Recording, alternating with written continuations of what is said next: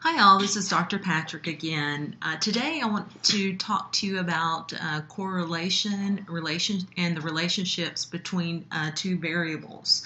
So there are a variety of research methods and designs that we can actually employ. Sometimes researchers, they may use an experimental design.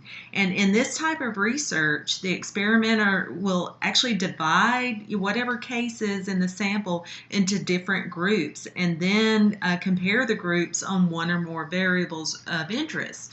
For example, let's just say I wanted to know whether my newly developed mathematics curriculum is better than the old method I used to use. So I'm going to select a sample of 40 students, and then using some sort of random assignment, I'm going to teach 20 students a lesson using the old curriculum and the other 20 using the new curriculum.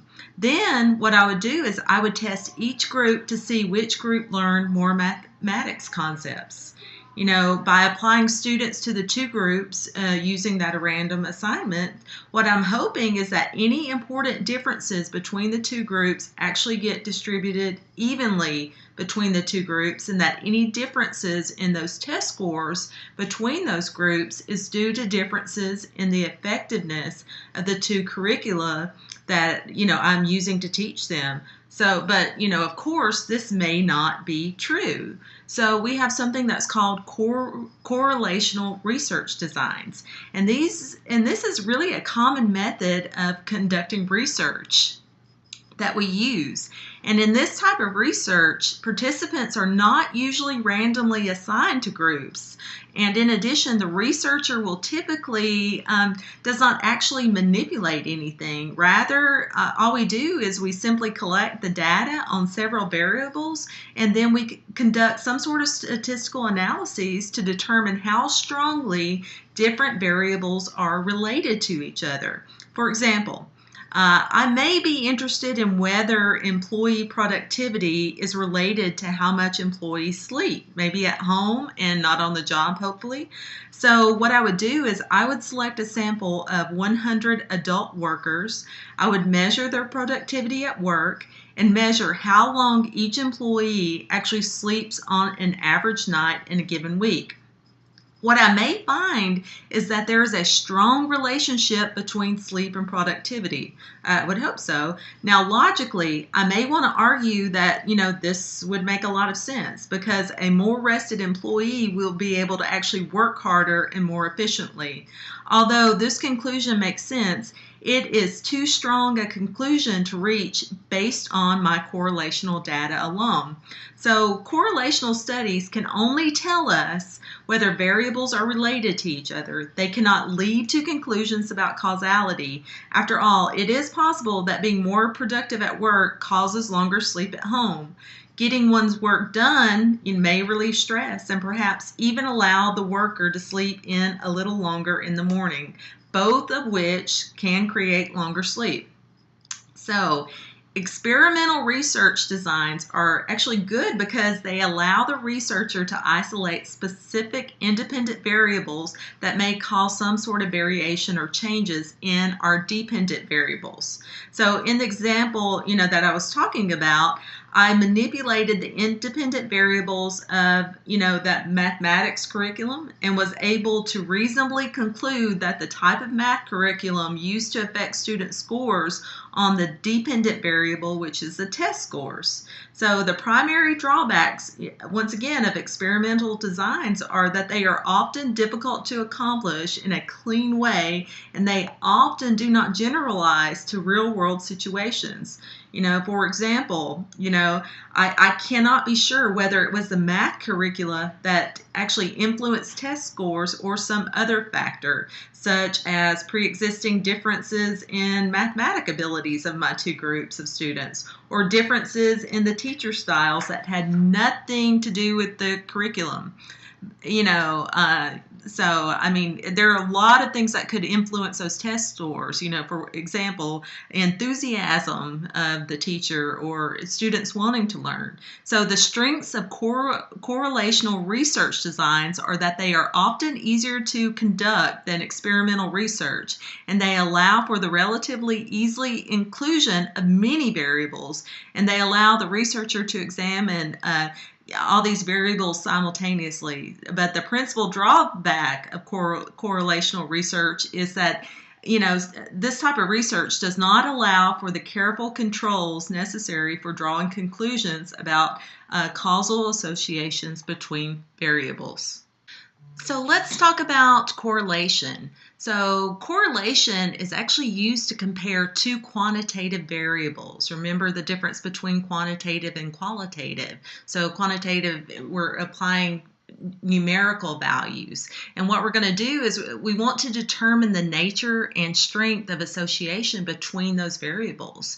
So think about this. If something is said to have a positive correlation, that means that the variables are moving together and we can see some sort of a trend. For example, GDP versus stock price, is that going to have an effect?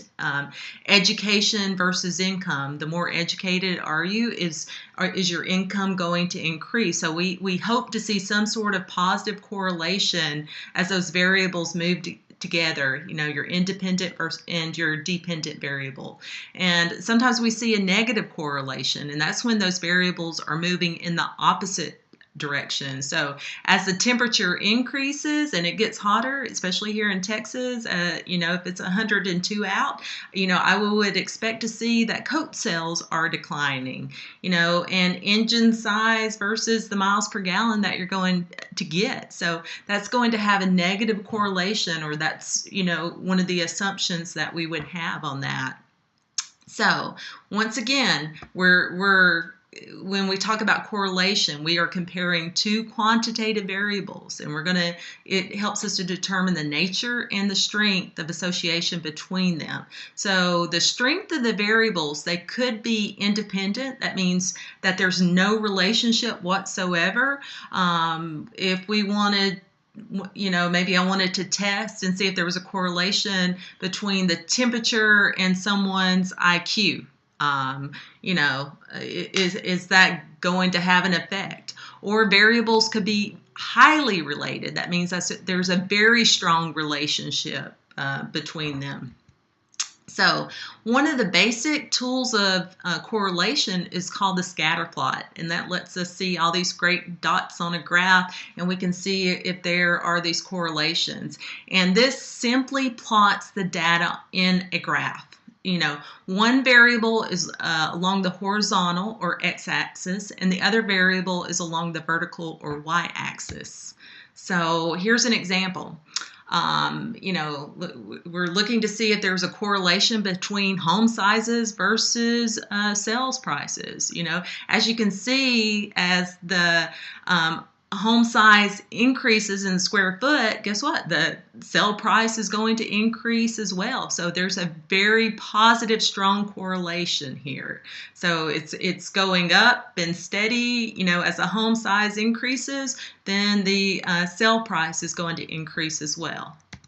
Let's look at, maybe I'm testing to see if there's a correlation between a person's grade point average versus their height. Well, guess what? There's no relationship here. So this was a bad study, right? As you can see, the scatter plot, the dots are all over the graph, and there's really no correlation here. So GPA does not, height does not have an effect on GPA. All right. So let's talk about Pearson's correlation coefficient. This measures actually how well two variables are linearly related. And you can see the notation of R, and it will range from -1 to +1. And we're looking for that nature. Once again, we want to see if those variables are positively related, then R is going to be greater than 0.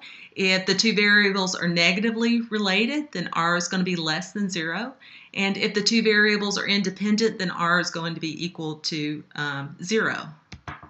So Once again, Pearson's correlation coefficient measures how well two variables are linearly related, and this is one of the formulas that we use to determine this, and we're looking for the strength. So if the two variables are going to be strongly related, then that R is closer to +1 or -1. And if the two variables are independent, then R is going to be equal to 0. And here's some examples. As you can see in the top left, that would be a perfect positive correlation. R is equal to 1. Top right corner, there's a perfect negative correlation where R is equal to -1. Bottom left corner, no correlation whatsoever. R is equal to 0. And then, that bottom right, what's going on here?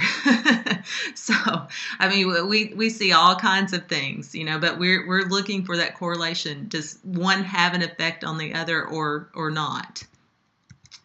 And here is the formula for Pearson's correlation coefficient. That is so pretty. That is a beautiful formula there. But also in your handy dandy Excel file or mini tab, there's a function to determine the correlation coefficient. You just have to kind of plug and play on that one. So thank you very much.